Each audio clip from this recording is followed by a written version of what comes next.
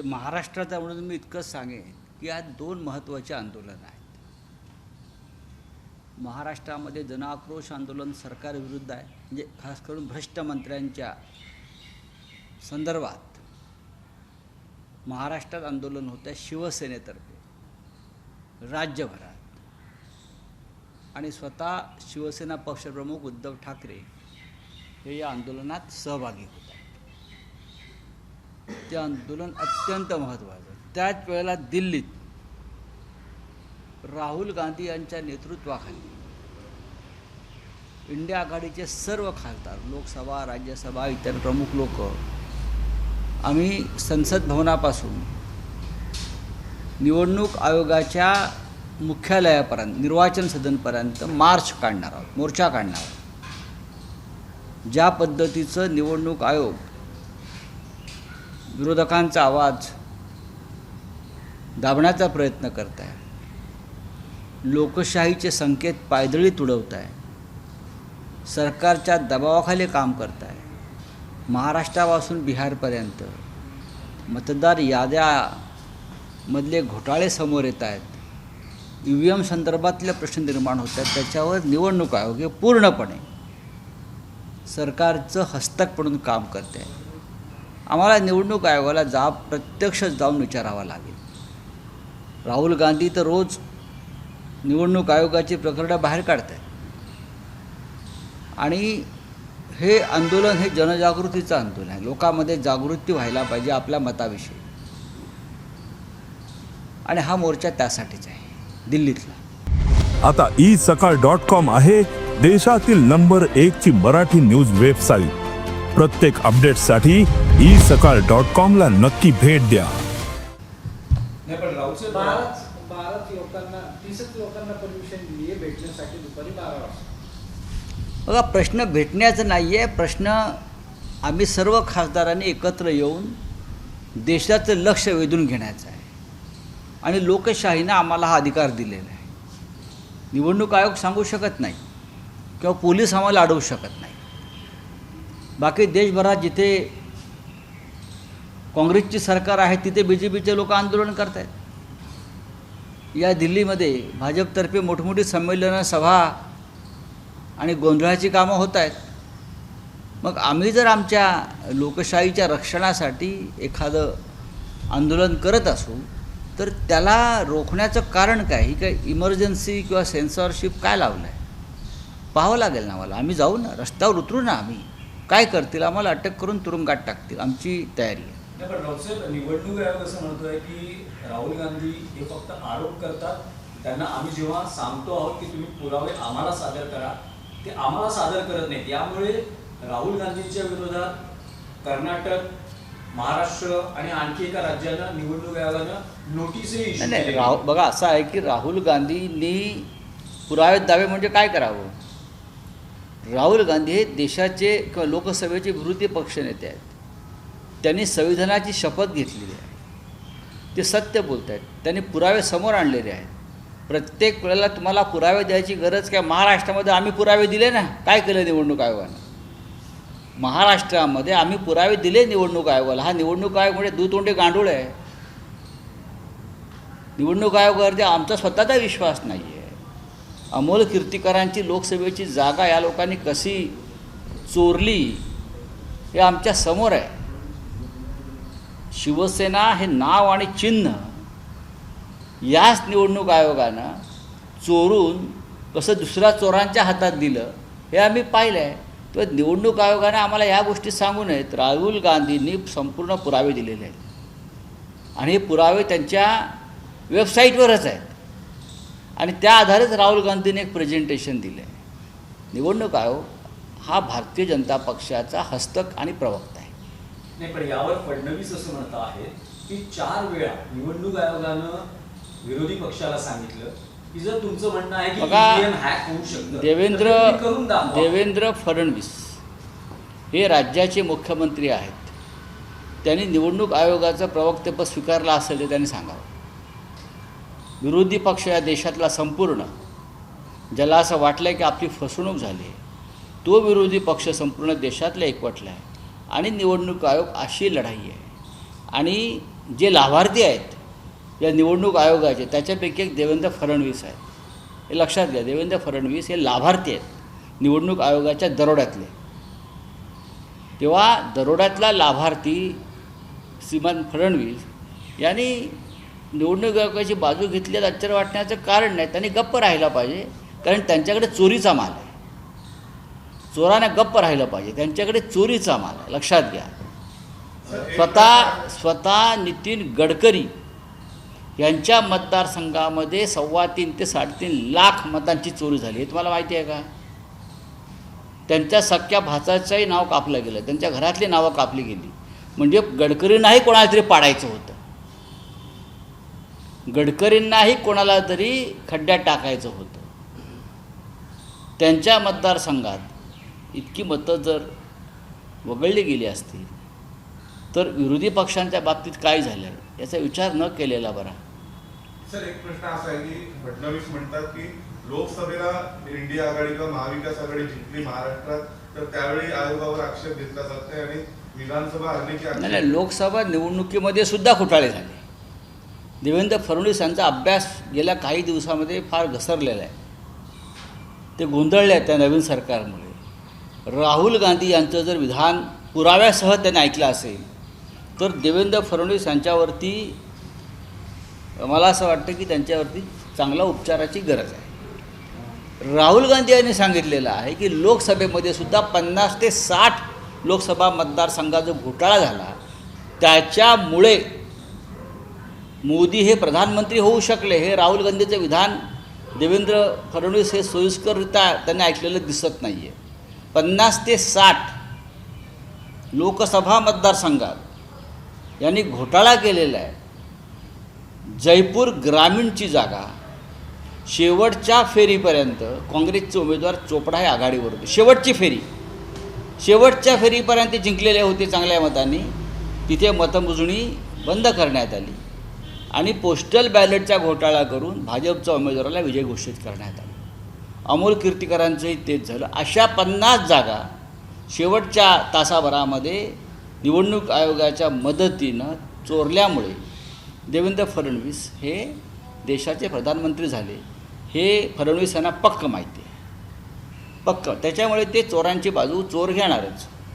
रावसाहेब, आज तुम्ही केंद्रीय गृहमंत्री अमित शहा यांना एक पत्र लिहिलं आहे आणि माजी उपराष्ट्रपती धनखड यांचा ठाव ठिकाणा काय या बाबतीतली विचारणा केलेली आहे.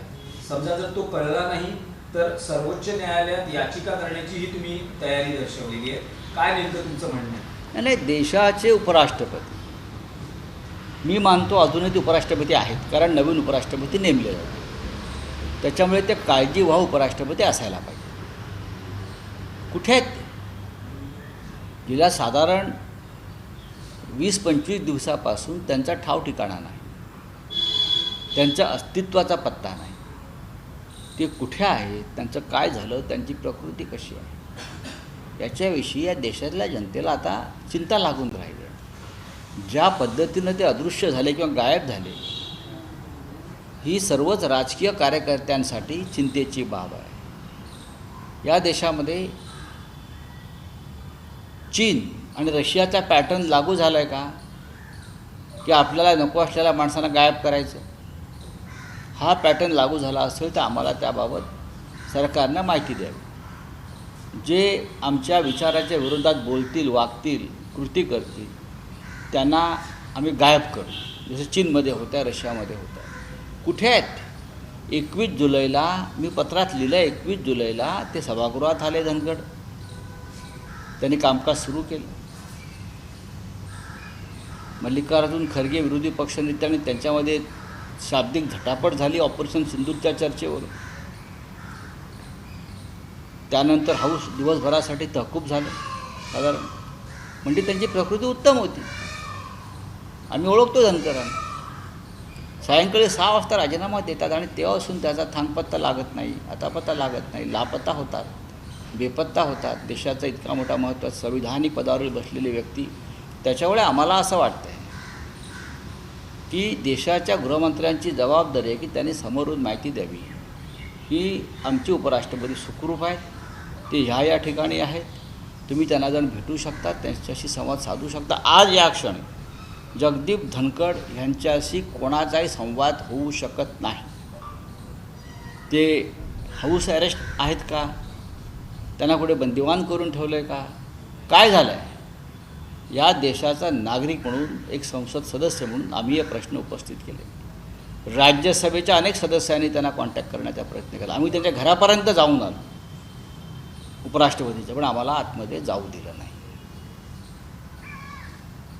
त्याच्यामुळे कपिल सिब्बल यांच्याशी आमची चर्चा झाली. कपिल सिब्बल यांनी हा प्रश्न उचलला. सुप्रीम कोर्टात जाऊन हरवलेल्या किंवा बेपत्ता व्यक्तींसंदर्भात एक हॅबियस कॉर्पस नावाचा एक अर्ज असतो की हे कुठे आहेत, तो हॅबियस कॉर्पस आम्हाला करावा लागेल. नाही, पण रावसाहेब, तुम्हाला काय वाटतं की असं का होतं आहे धनखडांच्या बाबतीत? असं काय त्यांच्या काहीतरी किंवा असं ते काय करत नक्कीच होते की ज्यामुळे आज ते ही आता परिस्थिती- ते आता हळूहळू तुमच्यापर्यंत माहिती येईल. धनखड यांना राजीनामा देण्यासाठी का जबरदस्ती करण्यात आली? अहो, आपली साधी नोकरी सोडताना माणूस 100 वेळा विचार करतो. साधी नोकरी सोडताना ते तर देशात उपराष्ट्रपतीपद आहे. कोणी प्रकृतीच्या कारणास्तव सोडतं का उपराष्ट्रपतीपद? नाही, पण रावसाहेब, तुमच्याकडे काय माहिती आहे माझ्याकडे भरपूर माहिती आहे आणि मी योग्य वेळी देईनच. तुम्हाला माहिती आहे, मी माझी माहिती कधी दाबून ठेवत नाही. बोलिये. रावसाहेब, आणखी एक आज मराठी बुलढाण्यामध्ये एकनाथ शिंदेचा मेळावा होतोय. ठीक आहे. त्यामध्ये नाही, रावसाहेब, 160 जागा संजय गायकवाडांनी जिंकण्याचा फोटो जे आहेत बाळासाहेब ठाकरेंचे सगळे फोटो गायब केलेत. पोस्टरवरचे कुणाचाही फोटो ठेवलेला नाहीये. ही नाराजी आहे की सगळे त्या बॉक्सिंगच्या मारहाणीवरून एकनाथ शिंदेने त्यांना झापल्यानंतर? नाही, मला माहिती नाही, मला माहिती नाही. इंडिया अलायंस के रावसाहेब, 300 सांसद आज संसद से चुनाव आयोग की तरफ मार्च करने वाले हैं. हालांकि दिल्ली पुलिस का कहना है कि अनुमति नहीं ली गई है. इस बीच ये खबर आई कि आयोग ने 30 लोगों को मिलने की अनुमति बात दी है. ऐसी कैसे है आया? कि हम सब लोग 300 सांसद हो हमारे हैं, कांग्रेस हो या इंडिया ब्लॉक के सभी सदस्यगण हैं. क्या दिल्ली की पुलिस सम्मानीय सांसदों से डरती है? क्या हम टेररिस्ट हैं, हम गुंडे हैं कि हमें रोका जा रहा है? हम पार्लियामेंट्रियन हैं, हम पार्लियामेंट से सीधे चलकर निर्वाचन सदन या चुनाव आयोग के पास जाना चाहते हैं. हम निशस्त्र हैं, हाँ?